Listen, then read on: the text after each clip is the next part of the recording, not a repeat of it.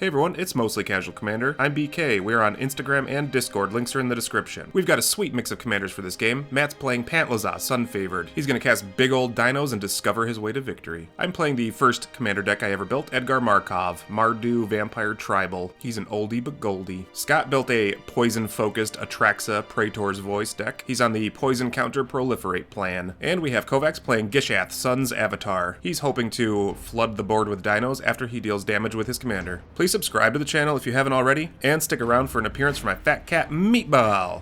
He's so chunky. Matt started us off by playing a Cinder Glade as his land for turn, then he passed it over to me. I played a Fabled Passage, and then I crack that bad boy and go find a swamp as I pass the turn over to Scott.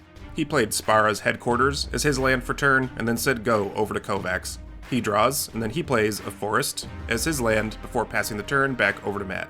On his turn 2, he draws and plays a Clifftop Retreat, which enters the battlefield untap, allowing him to cast a Drover of the Mighty. That gets bigger if he's got dinos and is a dork. He passes over to me. I draw and play Inspiring Vantage as my land before casting Orzhov's Signet. That gets me one turn closer to my commander. I pass the turn over to Scott. He draws and plays a Waterlogged Grove as his land. He uses it, pinging himself for 1 damage in order to cast 3 visits. As that resolves, he'll go and find a forest card. In this case, it's an Overgrown Tomb. He'll have that enter the battlefield untapped, and he passes the turn over to Kovacs. He draws and plays another forest as his land, and then he casts Intrepid Paleontologist. That thing's a mana dork that does more. He passes over to Matt, who draws and plays Jetmir's Garden as his land, and then he casts Rhythm of the Wild. So, lucky him, his creatures can't be countered, and they gain Riot as well. Afterwards, he passes the turn over to me. I play Isolated Chapel as my land, and then I cast my first vampire of the game, a Sanctum Seeker. With that on the stack, it'll trigger Edgar Markov from the command zone and give me a 1/1 vampire as well. I pass the turn to Scott, he draws, and he has to say go over to Kovacs, who on his turn plays a Plains, and then he plays a Commander Sphere, getting even more ramp. Afterwards, he passes, but on his end step, Scott casts Vraska's Fall, so each opponent has to sack a creature, and they all get a poison counter. Thanks, Scott. So I sack my 1/1, Matt sacks his Drover, and Kovacs sacks his Paleontologist. He'll remove that in just a second. On Matt's turn, he drops a Spire Garden as his land, and then he casts an annoying Kinjali's Sunwing. When that enters the battlefield, it has Riot, so he puts a +1/+1 counter on it, and then he passes the turn over to me. I play a Swamp, and then I drop Champion of Dusk. And once that hits the stack, Eminence triggers from Edgar Markov, so I get a 1/1. And then when Champion of Dusk enters the battlefield, it'll see 3 vampires, so I lose 3 life and draw 3 cards. Those creatures enter tapped, but that didn't stop me from attacking Scott with my Sanctum Seeker. When I move to combat with it, it triggers, it drains my opponent's 1, and then I gain 1. Over to Scott, he draws and plays a Noble Hierarch that enters the battlefield tapped, of course. He fixes that in just a second. On to Kovacs' turn, he draws and plays a Mountain before casting Urabrask, the Hidden, which also enters the battlefield tapped. But now Matt's stuff will enter tap too, thanks to Kovacs' Urabrask. I finally find our poison counter tokens that we have, and over to Matt's turn, he draws and plays a Mountain as his land before casting his commander, Pantlaza, Sun Favored. When that enters the battlefield, it'll have Riot, so he gets a +1 counter, and then he gets to discover 5. So he starts churning through the top of his library until he finds a 5-drop or less, and he does so in the form of a Triceratops, aka a Wayward Sword Tooth. So that'll enter the battlefield and also trigger Rhythm of the Wild, so it'll get a +1 counter as well. Entering tapped, of course. He passes the turn over to me, I draw and play a Voldaren Estate as my land for turn, then I cast a Nighthawk Scavenger.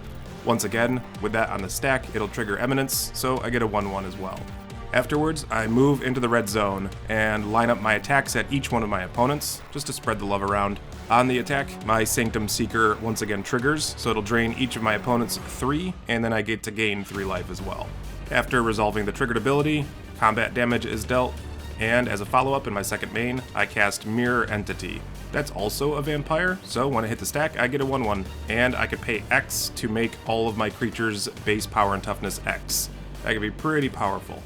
I pass the turn, and on my end step, Scott casts Experimental Augury, So he not only gets to mess with the top cards of his library, but he gets to put one into his hand as well, and proliferate, of course, bringing us to 2 poison counters each. And onto his turn proper, he draws, and then he plays a Watery Grave as his land. He shocks that in, taking 2 points of damage. Afterwards, he casts Norn's Decree, so he'll reward his opponents for attacking each other and punish them with poison counters by attacking him. On Kovacs's turn, he draws and plays Blighted Woodland as his land, and just immediately cracks that in order to go find 2 basic lands in the form of a mountain as well as a forest. Those enter the battlefield tapped, and he decides to keep Urabrask on defense, passing the turn to Matt, who casts Don't Move. So all my creatures die, because they're tapped, and nobody else's. And until Matt's next turn, anybody whose creatures become tapped will get destroyed. Onto my turn, I cast Vanquisher's Banner, which I'm hoping will allow me to rebuild my board state by drawing me more cards. Then I cast Stromkirk Noble. This will trigger Edgar Markov, getting me a 1/1, as well as Vanquisher's Banner, drawing me a card. I then drop Terraformic Expanse as my land for turn, and then I pass over to Scott and crack Terramorphic Expanse, finding me a mountain. On Scott's turn, he draws, and then he plays Yavimaya, Cradle of Growth. Afterwards, he casts his commander, Atraxa, Praetor's Voice. Of course, entering the battlefield tapped, thanks to Kinjali's Sunwing. He moves into his end step right away and proliferates, so we each get 1 more poison counter. On to Kovacs's turn, he draws and plays Hulking Raptor. This will start generating him some pre-combat main phase manas. That's great! Then he casts Pugnacious Hammerskull. That is a very cheap 6/6. He then passes the turn over to Matt, who plays Bonehorde Dracosaur. That'll have him Impulse draw in his upkeep with some upside. What's not to love there? And now his Wayward Swordtooth sees 10 permanents on his battlefield, so he gets the City's Blessing as well. He then gets to Discover because Bonehorde entered the battlefield, and he finds an Urza's Incubator, reducing the costs of his dinosaurs. He moves into combat, swinging his Triceratops at me. On the attack, Scott's Norn's Decree triggers, so Matt will draw a card, and then he found a forest that he plays in his second main phase. He passed the turn to me, and I move right into the red zone, attacking Kovacs, triggering Norn's Decree, drawing a card, and Kovacs just takes the damage, dropping to 31. My Stromkirk Noble triggers, getting me a counter. I don't care about that at all, because I cast Blasphemous Act. I'll deal 13 damage to each creature, nuking everybody's board state. In response, Scott activates his Noble Hierarch and uses a manas to cast Nature's Claim on my Vanquisher's Banner, because he's a Rudy McBooty. But hey, I gain 4 life, going back up to 40. No big deal. Afterwards, I play Dusk Legion Zealot, and that'll once again trigger my commander from the command zone, getting me a 1/1, and I get to draw a card. Afterwards, I cast Bloodletter of Aklazats, pronounced flawlessly. That guy will have my opponents lose even more life. Once again, I got a 1/1 when that hit the stack, and then I pass the turn over to Scott. He plays Distorted Curiosity, and because at least one of us has 3 poison counters, he gets to cast that for cheap. He gets to draw 2 cards, and he finds Ixal, Scion of Atraxa. Not only can this thing sling around some poison counters, but it'll also have him gain some card advantage on the end step. He plays Polluted Delta as his land, which is also a forest. On his end step, Ixal will trigger, he'll exile the top card of each of his opponent's libraries, and he can play them on a future turn. On Kovacs's turn, he plays Tyrannax Rex. And thanks to being a hasty threat, Kovacs attacks Scott, who decides to just take the beats, taking 8 points of damage and gaining 4 whole poison counters. How do you like it, Scott? After Kovacs dealt the damage, Norn's Decree triggers, so Kovacs also gained 1 poison counter. Kovacs passed the turn over to Matt, who draws and plays Polani's Hatcher. This will enter the battlefield with a +1/+1 counter on it, thanks to Rhythm of the Wild. It also grants haste to all of Matt's dinosaurs, and makes him 2 eggs. He passes the turn over to me, I draw and play Castle Lochthwain as my land. Afterwards, I cast my commander, Edgar Markov. He's a big boy, and he makes all my vampires bigger. He's a hasty threat, and thanks to that, I move into the red zone, swinging at Scott and Kovacs. On the attack, Edgar triggers, so I get a +1/+1 counter on each one of my vampires.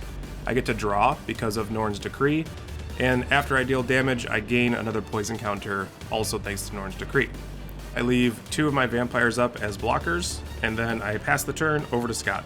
He plays an Exotic Orchard as his land, and he plays a grafted exoskeleton. Following that, he goes to equip the grafted exoskeleton to Ixal, therefore giving it +2/+2 and infect.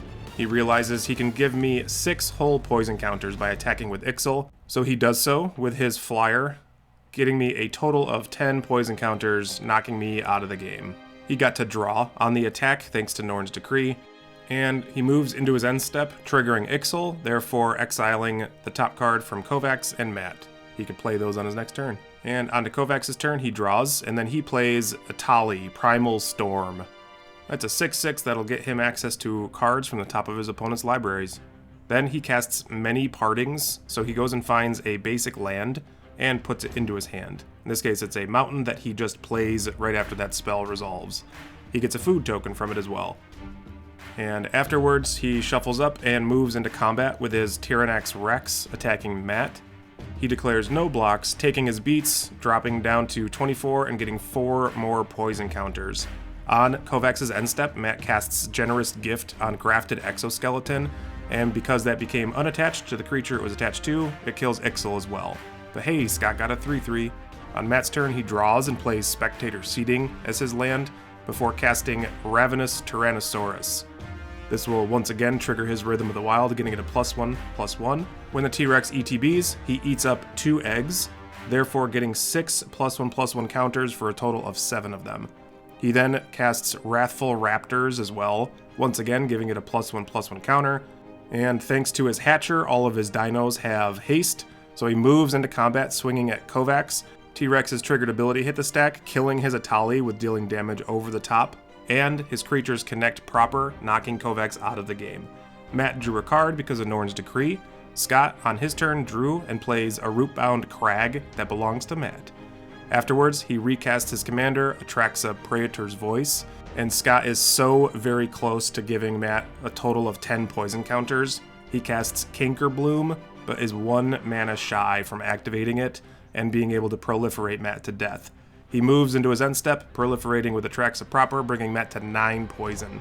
On to Matt's turn, and for good measure, he casts Akroma's Will, giving his creatures either of those lines of text. He moves into combat. His T-Rex's triggered ability will hit the stack. He'll target the 3/3 beast with enough damage rolling over the top of it to knock Scott out of the game. This all happened before combat damage was even resolved. Congratulations, Matt. Job well done piloting your Pantlaza dinosaur deck.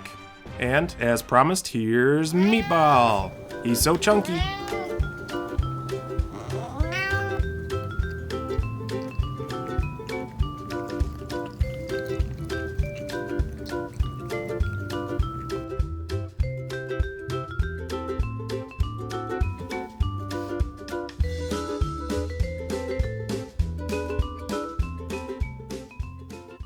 And there you have it, that's the game.